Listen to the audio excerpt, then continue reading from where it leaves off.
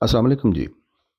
انسان کے ذہن میں یہ ایک کوشچن بہت زیادہ آتا ہے کہ جب کوئی بھی انسان اگر کسی پر ظلم نہیں کرتا، اگر وہ جھوٹ نہیں بولتا یا کسی کو نقصان نہیں پہنچاتا، معاشرے کے لیے اپنی فیملی کے لیے وہ بے ضرر ہو جاتا ہے، تو کیا پھر بھی اسے خدا کی عبادت کی ضرورت ہے؟ سوال یہاں پر بہت ٹینجیبل ہے، بڑی سالڈ گراؤنڈز لیتے ہیں ایسے سوال کرتے،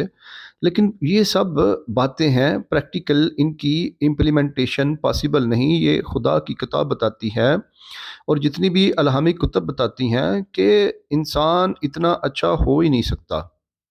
کوئی انسان بھی اپنی ذات سے اوپر جا کے کتنا ہی اوپر جا کے سوچے گا، جتنا بھی اوپر جائے گا الٹیمیٹلی وہ واپس اپنی ہی طرف آئے گا، کیونکہ اللہ تعالیٰ نے انسان کو اپنے لیے بنایا ہے، یعنی وہ خود خود کے بارے میں سوچتا ہے۔ جتنا بھی وہ کسی کے لیے کر لے وہ اس لیول تک نہیں پہنچتا، نیکی کا وہ جو مقام ہے جو اللہ تعالیٰ نے طے کیا ہے وہاں تک پہنچ نہیں سکتا جب تک وہ خدا کی عبادت نہیں کرتا، جب تک وہ خدا کو اپنا الہ نہیں مانتا۔ آپ جانتے ہیں بڑے بڑے نیک لوگ جو ہیں، جو اللہ تعالیٰ پہ ایمان نہیں رکھتے، آخر الزمان صلی اللہ علیہ وسلم، خاتم النبیین صلی اللہ علیہ وسلم پر ایمان نہیں رکھتے، وہ بہت بہت بہت نیک بظاہر نظر آتے ہیں، لیکن وہ ان کی ہسٹری پڑھ کے دیکھ لیں، وہ ڈپریشن میں تھے۔ کبھی بھی آپ کو اللہ اور اس کے رسول صلی اللہ علیہ وسلم کی اطاعت کرتا ہوا انسان تھوڑی کرے یا زیادہ کرے، اگر عبادات اس نے اپنی زندگی میں ایڈ کی ہوئی ہیں تو اس میں یہ سائنس کہتی ہے، یو کے میں گارڈینز میں آپ ان کی تمام نیوز پیپر اٹھا کے پچھلے 10 سال کی دیکھ لیں، وہاں پہ بڑے بڑے کالمز لکھے گئے ہیں اس چیز کے اوپر کہ سجدہ کرنے والا مسلمان جو ہے، اللہ تعالیٰ کی عبادت کرنے والا، اس میں ڈپریشن نہیں کریٹ ہوتا، اور اگر ڈپریشن مائنر ڈپریشن اس میں آ بھی جائے تو وہ ایک وقت کے بعد وہ ایگزسٹ نہیں کرتا، نکل جاتا ہے، اس کا دورانیہ بہت کم ہوتا ہے۔ اب میں واپس اپنے اس کوشچن کی طرف آتا ہوں جو مجھے بہت سے لوگوں نے کیا کہ اگر ایک انسان بہت اچھا ہے تو اسے خدا کی عبادت کی کیا ضرورت ہے، اسے خدا کے ماننے کی کیا ضرورت ہے؟ دیکھیں، سب سے پہلے آپ کو کوئی عبادت، کوئی اچھا عمل جو آپ اللہ کو رب نہیں مانتے، کسی اور کو اگر کو مانتا ہے اور کتنا بھی اچھا ہے، اور اگر اس کی اچھی زندگی گزر رہی ہے، اگر اسے 0% کوئی وہ نقصان نہیں ہو رہا، پھر بھی اللہ تعالیٰ نے فرمایا ہے کہ مجھے پہچاننا تمہارے لیے سب سے بڑی رسپانسبلٹی جو تم پر ہے وہ یہ ہے کہ تم مجھے پہچانو گے۔ اگر تم مجھے نہیں پہچانتے اور اگر تم میری اطاعت میرے بنائے ہوئے قوانین کے مطابق جو میرے انبیاء علیہ الصلوۃ والسلام نے زمین پر تمہیں بتائے اس پہ اگر تم عمل نہیں کرتے تو ہم جو ہیں وہ تمہاری اطاعت کو نہیں مانتے، چاہے دنیا مان لے۔ دیکھیں، سورہ انعام کی آیت نمبر 117 ہے، اللہ تعالیٰ فرماتے ہیں کہ زمین پر جتنے بھی لوگ ہیں اکثر لوگ گمراہ ہیں، اگر آپ ان کا کہاں مانیں گے، یعنی ہماری تعلیمات سے ہٹ جائیں گے تو آپ گمراہ ہو جائیں گے۔ دیکھیں، اللہ تعالیٰ کی اللہ کو رب ماننا یا اس کی اطاعت کرنے کا مقصد یہ نہیں ہے، یہ لوگوں نے یہ مذہبی رہنماؤں نے لوگوں کو غلط بتایا ہے کہ اللہ تعالیٰ کی عبادت اس لیے کی جاتی ہے کہ آپ نیک ہو جائیں، آپ کا چہرہ نورانی ہو جائے، لوگ آپ کے ہاتھ چومیں، لوگ آپ کی عزت کریں۔ دیکھیں، اللہ تعالیٰ کی عبادت کا مقصد یہ قطعی نہیں ہے۔ اللہ کی عبادت کا یہ بھی مقصد نہیں ہے کہ آپ عبادت کرتے ہیں اور آپ کی دعائیں اللہ ساری کی ساری قبول کر لے، ایسا نہیں ہو سکتا۔ اللہ تعالیٰ کا ایک اپنا مزاج ہے جو اللہ نے انسانوں کو سمجھانے کے لیے، بتانے کے لیے قرآن میں وہ اللہ تعالیٰ نے وہ لکھا ہے کہ میرا مزاج کس طرح کا ہے۔ اس کے بہت سے انبیاء جو تھے اس اللہ تعالیٰ کو کئی کئی دہائیوں پکارتے رہے، اور انبیاء آپ جانتے ہیں معصومین ہیں، اور ازل سے ان جیسا کوئی دوسرا بشر، کوئی انسان نہیں ہے۔ اس کے باوجود کئی انبیاء جو تھے وہ اللہ کو کئی دہائیاں پکارتے رہے، ان میں جناب ایوب علیہ السلام تھے، جناب یعقوب علیہ السلام تھے، جناب زکریا علیہ السلام تھے، جناب ابراہیم علیہ السلام تھے۔ اس طرح بہت سے انبیاء تھے جنہوں نے اللہ تعالیٰ کو پکارا اور اپنی کئی فرمائشیں جو تھیں، کئی دعائیں جو تھیں، جو حاجات تھیں، اور انبیاء کی جو حاجات اور دعائیں ہوتی ہیں وہ عام انسان سے ہٹ کے ہوتی ہیں، بہت بہت بلند پایہ دعائیں تھیں ان کی، لیکن وہ بھی اللہ تعالیٰ نے مؤخر کی رکھی کئی دہائیاں۔ تو پھر یہ بھی مقصد نہیں کہ جو بندہ اللہ کی عبادت کرتا ہے وہ نیک ہونے کے لیے کرے، یا جو اللہ کی عبادت کرتا ہے وہ اس لیے کرے کہ اللہ تعالیٰ جو ہے اس کو ساری دنیا دے دے، یا دنیا میں اس کو کوئی پریشانی نہیں آنے دے۔ دیکھیں یہ بھی دو پوائنٹ نہیں ہے۔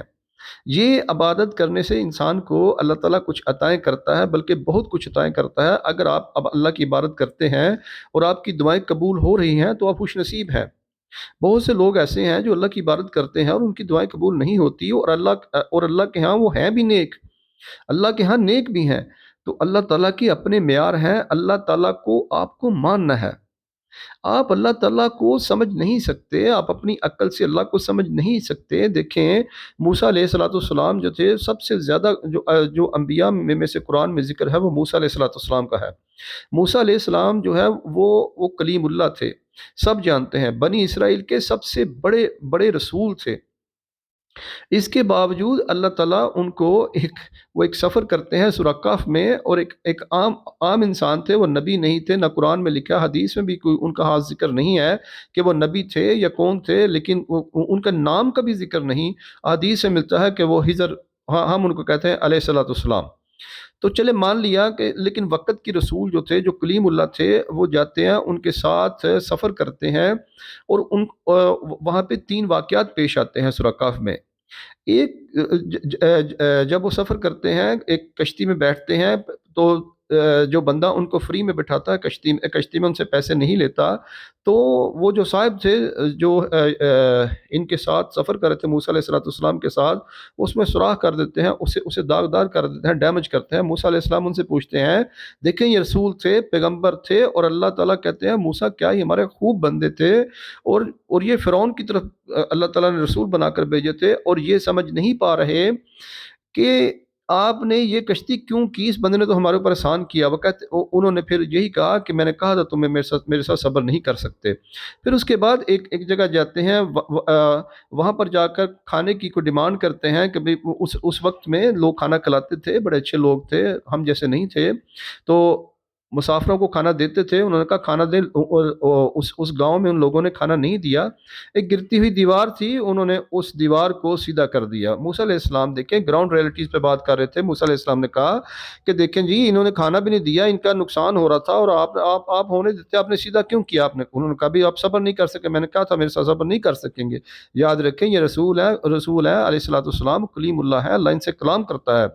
پھر تیسری جگہ وہ جاتے ہیں، وہاں پہ ایک گاؤں والے کھانا دیتے ہیں، جو کھانا دیتے ہیں انہی کا بندہ، انہی کا بچہ مار دیتے ہیں۔ دیکھیں یہ گراؤنڈ ریئلٹیز پہ بات ہو رہی تھی، جہاں فائدہ ہو رہا ہے وہاں پہ یہ نقصان کر رہے ہیں، جہاں پہ نقصان ہو رہا ہے وہاں پہ لوگوں کا فائدہ کر رہے ہیں۔ تو آخر موسیٰ علیہ السلام نے کہا دیکھیں جی بس انف از انف، میرا تو واقعی آپ کے ساتھ وہ نباہ نہیں ہو سکتا کہ آپ جو فائدہ دے رہے ہیں اس کا بچہ آپ نے مار دیا ہے۔ تو سورہ کہف پڑھیں، انہوں نے یہ تینوں بتائے کہ پہلا جو بادشاہ تھا وہ کشتیاں چھین رہا تھا کہ فوج نے جانا تھا، تو ہم نے اس کی کشتی داغدار کر دی تاکہ اس کے بچوں کا روزگار لگا رہے۔ دوسرا جس گاؤں والوں نے ہمیں کھانا نہیں دیا، ان کی وہ جو دیوار گر رہی تھی، اس دیوار کے نیچے یتیم بچوں کے خزانے تھے۔ اللہ تعالیٰ نے کہا کہ جب وہ بڑے ہوں گے تو پھر میں ان کو بتا دوں گا کہ کدھر ہے، تو اس لیے میں نے دیوار سیدھی کر دی۔ تو جنہوں نے کھانا دیا ان کا بچہ میں نے مار دیا، وہ اس لیے مارا کہ وہ اپنے والدین کا بڑا ہو کر نافرمان نکلنا تھا، اس لیے میں نے اس بچے کو قتل کر دیا۔ اللہ نے کہا اللہ ان کو اور دے دے گا۔ اس میں سے آپ 1000 کوسچن کریٹ کر سکتے ہیں کہ اللہ اسی بچے کو کیوں سلامت نہیں رکھ سکتا تھا، اللہ اسی کو رکھتا، اسی کو ٹھیک کرتا۔ دیکھیں آپ کو اسلام پڑھنا پڑے گا، آپ کو قرآن پڑھنا پڑے گا، آپ اپنی عقل سے، آپ میری عقل سے، آپ لوگوں کی واز سے، آپ لوگوں کی تقریروں سے آپ اسلام کو تھوڑا بہت سمجھ جائیں گے، فقہی طور پر سمجھ جائیں گے، ایک فقہی مسلمان بن جائیں گے، لیکن آپ عباد الرحمن والا جو معاملہ ہے اس میں آپ کبھی نہیں آ سکتے جب تک آپ خود سٹڈی نہیں کریں گے۔ آپ کو اللہ کے مزاج کو سمجھنا پڑے گا، اللہ کے ساتھ آپ کا لالچ کا رشتہ نہیں ہو سکتا۔ اللہ آپ کو سمجھ آ بھی جائے گا لیکن اتنا نہیں آئے گا کہ جتنا آپ کی عقل آپ کو کہہ رہی ہے کہ اللہ اتنے اس لیول تک سمجھ آنا چاہیے۔ دیکھیں ہم انسان ہیں، اگر ہمیں اللہ سمجھ آ جائے تو پھر معبود اور محلوق میں فرق نہیں رہتا، یہ تو اس کا احسان ہے، اس نے اپنی کتب بھیج کر ہمیں بہت سی چیزیں سمجھا دی، ہمارے دل کو تسلیاں دے دی۔ دیکھیں آپ کو کوئی فائدہ ہو عبادت سے، آپ کو فائدہ نہ ہو، آپ کو اللہ سمجھ جائے، آپ کو نہ آئے، آپ کی یہ بہت بڑی ذمہ داری ہے۔ جب ملک الموت آپ کے سامنے میرے سامنے کھڑا ہوگا، اس وقت ہم اللہ کو فوری پہچان لیں گے کہ یہ وہی رب ہے جس کا کلام تھا، جس کے حبیب تھے صلی اللہ علیہ وسلم، اور ہم سمجھ نہیں سکے۔ ہمیں سمجھنا ہوگا، ہمارے پاس وقت بہت کم ہے، کوئی نہیں جانتا، نہ میں جانتا ہوں نہ آپ جانتے ہیں کہ موت کب آ جائے گی، اور اللہ ہمیں